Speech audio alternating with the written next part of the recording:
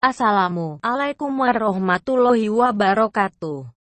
Bayi yang baru lahir mengawali komunikasi dengan sekitarnya melalui bahasa tangis. Melalui bahasa tersebut, seorang bayi menyampaikan segala kebutuhan dan keinginannya. Sejalan dengan perkembangannya, komunikasi tersebut semakin meningkat dan meluas.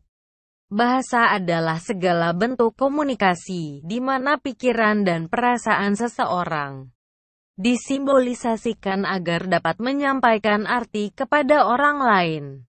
Oleh karena itu, bahasa dimulai dari tangisan pertama sampai anak mampu bertutur kata. Menurut para pakar psikologi anak, perkembangan bahasa terbagi menjadi dua periode, yaitu 1. Periode prelinguistik. Periode prelinguistik ini biasanya terjadi antara usia 0 sampai 1 tahun. Pada periode ini, seorang anak hanya menggunakan bahasa-bahasa tubuh, misalkan menangis, atau melakukan gerakan-gerakan isyarat untuk meminta sesuatu yang diinginkan. Misalkan juga ekspresi wajah, sikap tubuh, dan lain-lain. Gerakan atau gaya tersebut disebut bahasa tubuh.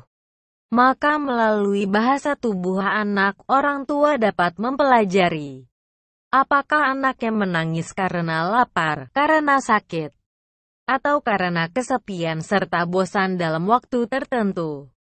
2. Periode linguistik.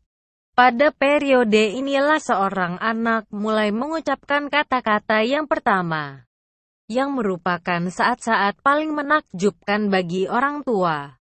Periode linguistik ini dibagi menjadi 3 fase. 1. Fase 1 kata.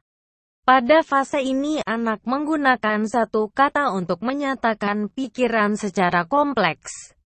Misalkan, seorang anak mengatakan, duduk, maka bagi anak dapat berarti, saya mau duduk. Atau kursi tempat duduk, atau dapat juga berarti, mama sedang duduk. Dan orang tua baru dapat memahami apa yang dimaksud oleh anak tersebut apabila kita tahu dalam konteks apa kata tersebut diucapkan. Pada umumnya, kata pertama yang diucapkan oleh anak adalah kata benda. 2. Fase lebih dari satu kata. Fase 2 kata muncul pada anak usia sekitar 18 bulan. Pada fase ini, anak sudah dapat membuat kalimat sederhana yang terdiri dari 2 kata. Dan setelah 2 kata, muncullah kalimat dengan 3 kata, diikuti oleh 4 kata.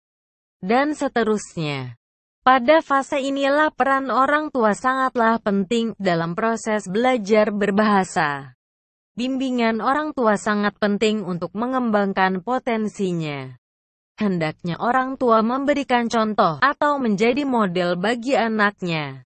Dengan berbicara pelan yang mudah diikuti oleh anaknya, serta orang tua siap memberikan kritik atau membetulkan apabila dalam berbicara anak berbuat salah. 3. Fase diferensiasi. Pada fase ini adalah periode terakhir dari masa balita, yang berlangsung antara usia 2,5 sampai 5 tahun. Keterampilan anak dalam berbicara berkembang pesat, dan anak pun mulai mampu mengucapkan kata demi kata sesuai jenisnya. Dalam pemakaian kata benda dan kata kerja, anak pun mulai dapat mengkritik, bertanya, menjawab, memerintah, memberitahu, dan bentuk-bentuk kalimat lain, seperti gaya berbicara orang dewasa. Itulah beberapa proses perkembangan anak. Semoga bermanfaat. Alangkah bahagianya kita sebagai orang tua, jika mengetahui dan bisa mendampingi setiap detik-detik perkembangan anak, agar tumbuh menjadi anak yang unggul di masa depannya nanti.